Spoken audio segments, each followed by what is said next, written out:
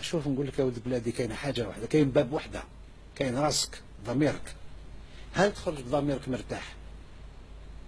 وفي رايي يعني كل حد تسمع واحد اخر يعطيك راي اخر، سور تو سوف بوتفليقه، تو سوف بوتفليقه.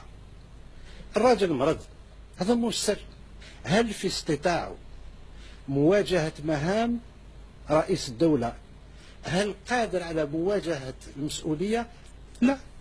مش يضحكوا عليه ويضحكوا على الجزائر. هذا من جهه، من جهه اخرى بعد المده تعيا، بعد المده لازم تغيير. تطورت الامور ورانا اليوم، ورانا اليوم رانا في فم السبع كما يقولوا بالدرجه اليوم. الشيء اللي داروا الرئيس عبد العزيز بوتفليقه من 99 درك كلها فاسده. اليوم نقول اللي حب ينتقد ينتقد، اللي حب يعارض يعارض. الجيش اللي يحكم، سي لي جينيرو اللي يجيبوا رئيس، والله اعلم ما اقولش هذا.